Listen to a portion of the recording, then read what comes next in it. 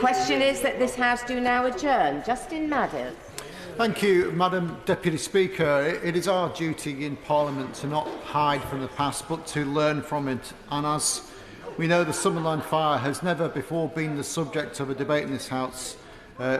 When we approach the 50th anniversary, as we do now, that has to change. So, if I can take, first of all, the House back to the 2nd of August 1973, when my constituent's life and the lives of so many others changed forever. Heather Lee was enjoying the start of her married life to her husband Reg, while her parents and little sister June were on holiday in the Isle of Man, a place that held special memories for them all. Sadly, those memories are all Heather has left, because on that day her mother Elizabeth, her father Richard and her little sister June were among the 50 people who lost their lives in the Summerland Fire.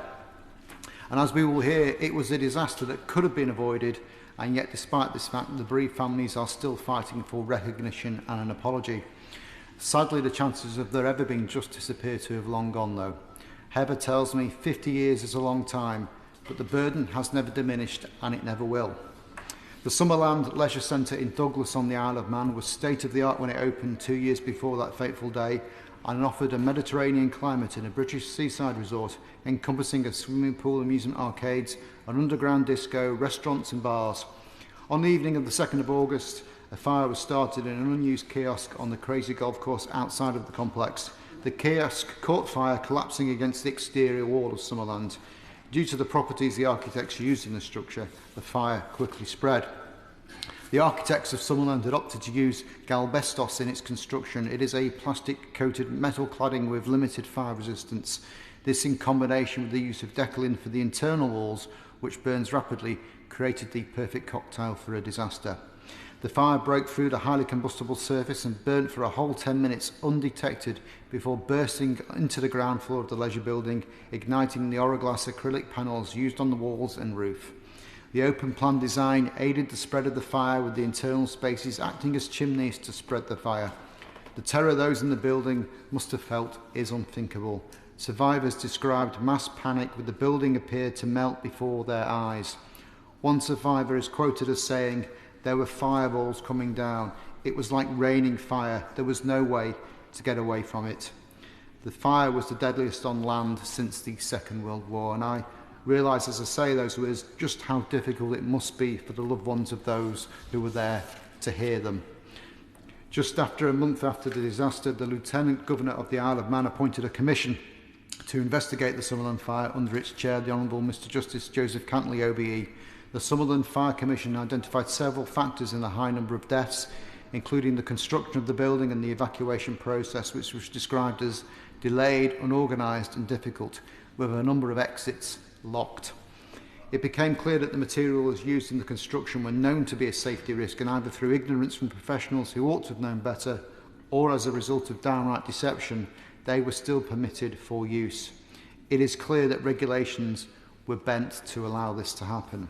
The original inquiry in 1973 refers to the drawings submitted as being unclear, with no dimensions and minimal details, including a serious error where the composition of the 6th floor was incorrectly labelled. There were then significant changes made to design to keep costs down, which did not elicit any, and I quote from the report, any particular discussion or anxiety, despite replacing reinforced concrete walls with galbestos, which was already known had limited fire resistance. The planning submissions relating to Summerland contravened a number of building bylaws and failed to have the requirement that external walls of any building were to have fire resistance of at least 2 hours, and for ceilings to provide adequate protection against the spread of fire. Permitting use of both galbestos and Oroglass contravened such bylaws. However, a waiver was agreed as permitted under the Local Government Building Bylaws Act 1950. The inquiry reported that the borough engineer had been orally informed by the architect of the corporation that Oroglass was non-combustible. Although the Chief Fire Staff Officer made it clear that Oroglass was combustible and offered no fire resistance, he raised no actual objection to the planning committee, the committee who were tasked with reaching a decision on the waiver of the bylaws. Correspondence between the various architects made it clear that the design of the centre could not be delivered in any other way, and it said, and I quote, "Unless we are granted an Oroglass waiver, we shall be in the soup, as I can't suggest an alternative." Compensatory safety measures should still have been taken, such as more exit and a sprinkler system. but no sprinklers were installed. Oroglass was blamed for the disaster, and although it burned with frightening speed, the main culprit was in fact galbestos, which was used instead of reinforced concrete, but the fire resistance of that material was never considered at all. So the failure to consider the properties of the materials was not just isolated to those in the authorities. The decision to substitute Decalin for plasterboard without understanding that that was also combustible, thus giving risk to a combustible void, is described by the inquiry as what may well have been the biggest single structural contribution to the disaster of the fire. Given the time constraints, I'm only able to provide a brief overview of the concerns in the processes that resulted in permission being granted to Summerland. However, from what I have said, I'm sure it is clear that there were multiple failings across the board. Any one of those could have been disastrous on their own. Put together, it is sadly all too clear to see how this tragedy unfolded. Even using the standards of the time, though, it is difficult to see how the judgment of death by misadventure which the inquiry reached can stand up to any kind of scrutiny. I certainly will. Thank you, Madam Deputy Speaker. I'd really like to thank the honourable member for giving way and for securing this debate. I rise on behalf of my constituent, Jackie, who came to tell me what happened to her last year. I hadn't really heard about Summerland. She was in Summerland with her mother and her best friend. They both died. She survived. So 50 years on, I know he's going to come on to what we can do now. Would he agree with me, having talked about the fire deficiencies, we need an apology for those fire deficiencies. We need an apology, a recognition of the suffering of the survivors. And thirdly, and most importantly, would he agree as well that the Isle of Man government, we should ask them please, to have another look, a review of the death by misadventure verdict? I thank the honourable member for his intervention and for the support he has given to this campaign, and as I will go on to say, those are the requests that the Apologise for Summerland campaign have made, and which I will go on to in a little bit more detail during the rest of the debate. But taking the point that has just been made there about death by misadventure, that equates to an accidental death caused by a risk that is taken voluntarily. The 50 people who lost their lives did not voluntarily walk into a building comprised of materials that offered limited or no fire resistance. They were on holiday and they trusted those involved in building Summerland that they would not knowingly use dangerous materials, and they believed that the building they were entering was safe. I don't think there's anyone who would think that is not a reasonable position to take, and that is why, amongst many of the other reasons, death by misadventure is such an inappropriate verdict to find. But turning to the fire protections and precautions for Summerland, the lack of clarity over this is also a huge concern. No schedule of the means of escape existed for Summerland. Enclosed staircases had no ventilation, with openings that were not all fire resisting or self-closing and contained materials that were not fire resistant. The physical shortcomings of the construction were clear, but the organisation of emergency procedures was also sorely lacking. Some members of staff who were part of the firefighting party were not aware of the membership of this, demonstrating the absence of satisfactory training. There had also been unapproved changes to the fire alarm system, creating a delay before the alarm sounded and the fire station was alerted. The automatic fire alarm from Summerland alerted the fire service at 8:05 p.m. However, the public alarms at the leisure centre were still yet to sound. The inquiry concluded, and I quote, "No organised system of staff training existed. No member of the staff was given any duty or any instruction whatsoever as to his or her actions in the event of a fire." It is plain to see why there was mass panic when the fire started. And the lack of training is sadly borne out in the events following the discovery of the fire. One of the most startling and troubling parts of reading about this, and it is a very troubling read, Madam Deputy Speaker, is reading about when the organist playing at the time the fire was discovered was asked to continue playing to prevent panic breaking out.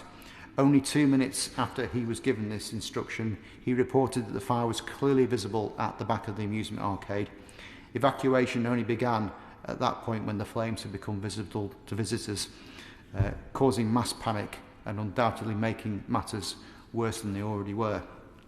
Around 20 minutes prior to this, staff had been unsuccessful in dealing with the fire or in notifying the fire service via the automatic alarm system. The inquiry concluded that the building, and by inference the lives of those lost, could have been saved if the fire service had been called shortly after it was found. that the firefighting efforts of the staff had failed. Whilst there was some guidance and a document had been drawn up in 1971 in regard to evacuation, knowledge among managers and staff was limited. There was no evacuation procedure in place and drills had not been carried out. Those in management were unclear as to who was responsible but failed to make inquiries to clarify this. Staff were not properly trained and there was no one exerting overall control. Had there been, the necessary alerts could have been made and evacuation processes could have been carried out. Instead, some exit doors remained locked. Despite the fire service complaining to the management about this previously, the escalator remained on, preventing a safe means of escape, and the generators failed to provide the emergency lighting that was needed. The inquiry concluded that there were failures by the Douglas Corporation and the local government board in terms of providing and scrutinising plans and a lack of intercommunication. The choice of architects was also criticised, with the inquiry exposing their lack of scientific understanding and a failure to focus upon fire safety. The inquiry said there was a lack of design management and a failure to continually examine developments in the plans. This is important because these could have highlighted the flaws that could have resulted in errors being identified. Certainly will. I thank the honourable gentleman for giving way and congratulating me on bringing forward this debate. As it happens, I was in the Isle of Man last week as a guest of the President of Tynwald and the Speaker of the House of Keys. And one of the other official guests was a lady called Ruth McQuillan Wilson, who has written a number of books about the Summerland Fire, and she herself was a survivor. I really wanted Madam Deputy Speaker to put on record a tribute to Ruth, who described the events of the evening to me, and also the events that have subsequently followed, similar to what the honourable gentleman is outlining. I'm grateful for that intervention, and I echo the support that he has given to the many campaigners who have fought over now 50 years to really bring this matter to light. The structure, once it was built, did not have proper technical inspections, yet it was another stage where issues could have been raised. The Chief Fire Officer did not consider issues of firefighting on receiving the original plans and was then not consulted on significant changes to those plans. The certification for the building and indeed the processes in general around this are said not to have been stringent or rigorous, and there was an absence in fire safety and evacuation plans. It was a litany of failure. Despite that, the inquiry concluded, and I quote, that there were no villains. I think we can see beyond doubt that that conclusion is wrong. There were clear failures in the plans amongst the authorities, the fire service and the management of Summerland itself. The inquiry made 34 recommendations demonstrating how many flaws there were, yet there remains to this day a lack of accountability. 3 young boys appeared before the juvenile court for damage to a kiosk, but apart from that, nobody took responsibility or blame, whatever you want to call it, for the failings. I don't know whether it is because there were so many people and organisations who could have been found at fault. Maybe it was the grossly inappropriate finding of misadventure that led to a lack of accountability. Maybe just the times we were in then, accountability was just a little bit harder to find. Whatever it was, once the inquiry finished, that was more or less it. Perhaps this failure to hold the authorities or individuals to account is why recognition of this disaster is in fact so limited. My constituent describes the memorial near to the Summerland site as insignificant and insulting, drawing comparisons with a stone brought from a garden centre, and she has recently discovered that it is only her family who are mentioned in the remembrance book at the crematorium on the island, and that is only because they paid for their entry in it. I find that disappointing. I find it, in fact, appalling and disrespectful that that is what has happened. The families that lost so much on this day do not have to rely on payment for having recognition. I think that that's something that we expect and hope will change. And the original memorial was replaced in 2013 on the 40th anniversary of something more fitting. But we must question why, for the preceding 40 years, those in charge felt the loss of 50 people did not warrant a proper memorial that may offer a space for recollection and solace. Even at the memorial event in 2013, Heather tells me that the dignitaries who attended failed to approach any of the family members present, which she describes as incredibly hurtful for those visiting the place where their loved ones had perished. And after speaking with Heather and Reg and learning more about the disaster, I approached the Isle of Man government to ask whether they would commit to a full inquiry, similar in structure to the Hillsborough inquiry, a blueprint that we could have followed. And I accept that perhaps, given the length of time that has passed, it might be a little bit unrealistic to expect that. But I still expected more than the response I received, which simply directed me to the inquiry of 1973. I think, however, that the impending anniversary and perhaps the publicity surrounding this debate has perhaps focused minds a little more, as I have this morning received from the Chief Minister an email indicating that there will be a national service of remembrance to be held on the 30th of July, with him holding a private reception prior to that, where he has indicated his wish to hear directly from the survivors and victims' families. That certainly feels like he's heard the concerns about what happened at the 40th anniversary. He's also indicated that he will be holding an event to thank those from the emergency services who responded to the fire. The Chief Minister has also said he will be making a formal statement to the Isle of Man's Parliament next week about the disaster. And whilst we do not know yet what he will say in that statement, I want to use this debate to encourage the Minister to formally write on behalf of His Majesty's Government to indicate their support for the requests made by the Apologise for Summerland campaign, which, as we have heard, are a public apology from the Isle of Man Government for the disregard for basic fire safety in favour of saving money and speedy construction, a public apology for the pain and suffering of the last 50 years, and a public admission that the death by misadventure verdict was inappropriate. I appreciate that this Parliament cannot tell another Parliament what to do, but I hope that the Minister will be able to diplomatically and sincerely make those requests and convey the feelings expressed by members in the House tonight, because it's clear that the conclusions of the inquiry fell short of the standards we would expect. They fell short of providing genuine accountability, and that there is a need for an apology from the Isle of Man Government for their role in this disaster. I hope the Minister will be able to convey on our behalf that as we are approaching the 50th anniversary of the disaster, that an apology is long overdue, and that the knowledge the bereaved families have that the loss of their loved ones could have been avoided is still incredibly painful, but the fact that the deaths are still legally categorised as misadventure only exacerbates that pain. So in concluding, Madam Deputy Speaker, I would like to pay tribute to the bereaved families who have never given up their fight for justice, to the Apologise for Summerland campaign for all they have done to give a voice to the families, and to Grenfell United, who are standing side by side by the Summerland families. Grenfell United have said the similarities between Summerland and Grenfell are chilling. We will never know if true accountability for Summerland might have prevented the Grenfell tragedy from happening.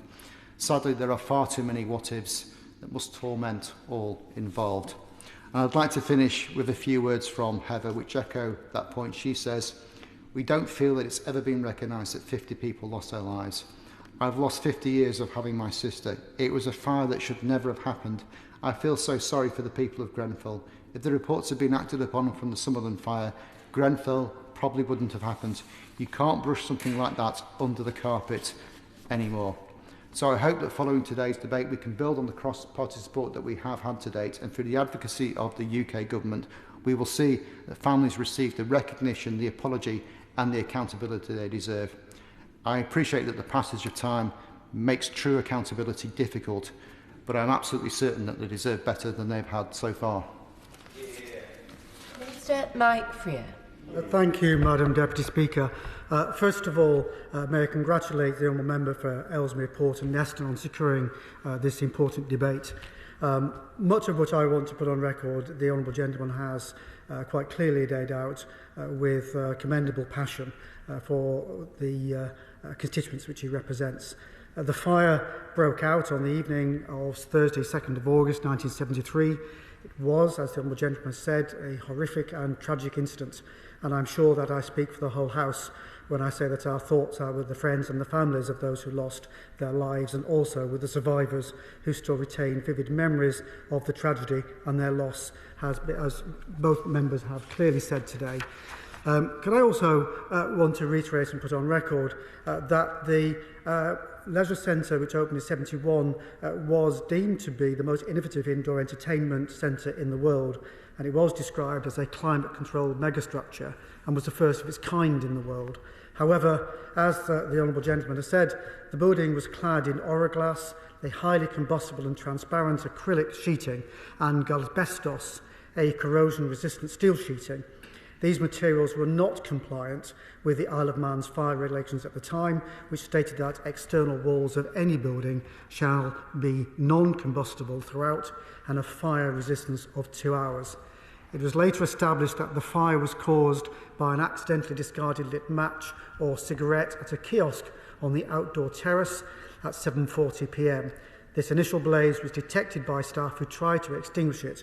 Unfortunately, they had not realised that the fire had already broken through the wall of the Summerland Leisure Centre, spreading across the wall's interior, which ignited the flammable acrylic sheeting covering the building.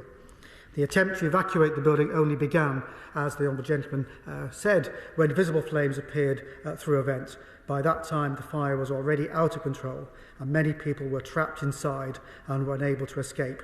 48 people lost their lives that night, with 2 more later dying of their injuries, and at least 80 others were injured. The Summerland Fire is the worst disaster in Manx history and remains the 3rd worst loss of life from fire on land in the British Isles since the Second World War. And the Honourable Gentleman will know that the Isle of Man is a self-governing jurisdiction which is not part of the UK, and it was therefore the Isle of Man's then Lieutenant Governor, His Excellency Sir Peter Stallard, and not a Minister of the UK Government, who established a public inquiry known as the Summerland Fire Commission on September the 3rd, 1973. And he appointed a 3-man commission to inquire into the circumstances of and leading up to the fire at the Summerland Leisure Centre and to make recommendations. The commission included Mr Justice Cantley, a presiding English judge and former judge of appeal in the Isle of Man, Mr Philip Wilson-Dixon, second in command of the UK Home Office Fire Inspectorate, and Professor Dennis Harper, the head of the Department of Building at the University of Manchester's Institute of Science and Technology. And Sir Peter appointed Mr Justice Cantley to be chairman of the commission and Mr Carter of the Government Office, Isle of Man, to be its secretary. And the commission's work was finished in February 1974, and its 40,000-word report, published in May 1974, that, as I've already noted, neither Oroglas nor asbestos complied with the Isle of Man's fire regulations. But the report did deem the tragedy to be the result of a series of human errors. And I know that the constituents of the Honourable Member lost loved ones that night, and constituents of other Honourable Members will be remembering friends and family affected by this wholly avoidable disaster. And it is right that we remember the Summerland Fire in the House today as we approach its 50th anniversary. It's also important that those in positions of authority in relation to such matters do all they can to ensure that fires on the scale of Summerland do not happen again. The Summerland Fire Commission urged the immediate revision of theatre regulations and drastically changed the whole approach to fire safety on the Isle of Man. Now, Madam Deputy Speaker, as we approach the 50th anniversary of the Summerland Fire, it is important that we remember those affected by the tragedy. The Deputy Chief Minister of the Isle of Man, Jane Poole-Wilson, has announced plans for a series of commemorations to mark the anniversary. And these will include a national service of remembrance, a service at the Cay Memorial Garden, and a formal presentation to the Emergency and Health Services. The Isle of Man's Chief Minister, Alfred Cannon, will also be making a statement on the subject of the 50th anniversary to the Tynwald, the Isle of Man's Parliament, next Tuesday, the 18th of July. These commemorations will be an opportunity for the island's community to come together to pay its respects to those who were affected by the disaster and to remember the victims. And I'm sure there will be people living in the UK, perhaps some of the Honourable Member for Ellesmere Port and Nesson's constituents, who will wish to join the commemorations, or indeed any of the constituents or members present tonight. I should add that in addition to these events, Culture Vannin and Manx National Heritage will be hosting online exhibitions and oral history projects as part of the commemorations. These will provide a valuable record of the disaster, help to ensure greater awareness of the Summerland tragedy, not least amongst younger generations. Madam Deputy Speaker, to conclude, the Summerland Fire was a horrific tragedy that claimed the lives of 50 people and injured many more. And as we approach the 50th anniversary of that awful night, it is important that we remember the victims and the lessons that can be learned from the tragedy. We must never forget the victims of the fire, and we must ensure, as far as we can, that something like this never happens again. Madam Deputy Speaker, I happen to be going to the Isle of Man tomorrow as part of one of my regular engagements with the Crown Dependencies, and I will ensure that this debate and the comments of honourable members are conveyed to the Chief Minister, and I'm sure that they will take very seriously the comments made by honourable members in this House tonight. Thank you, Madam Deputy Speaker. Question is that this House do now adjourn. As many as are of that opinion say aye. The ayes have it. Order. Order.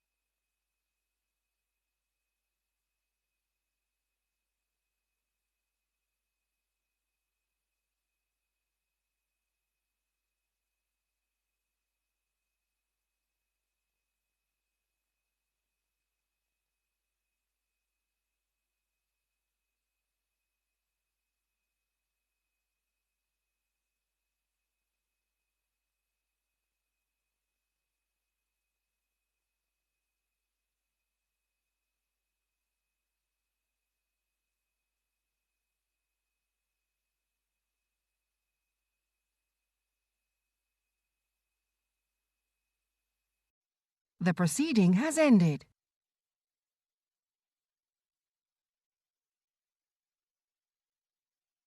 The proceeding has ended.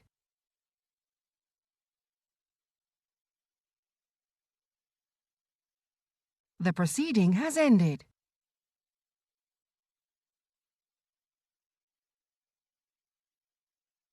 The proceeding has ended.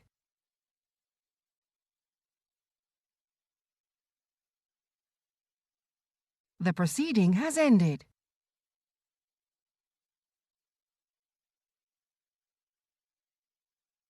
The proceeding has ended.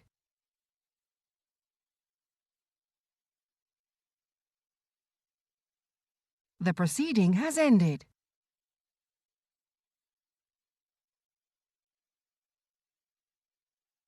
The proceeding has ended.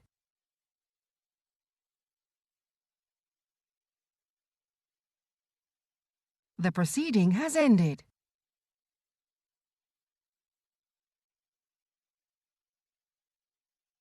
The proceeding has ended.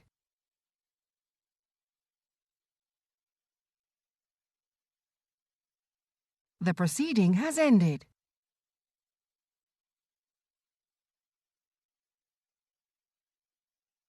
The proceeding has ended.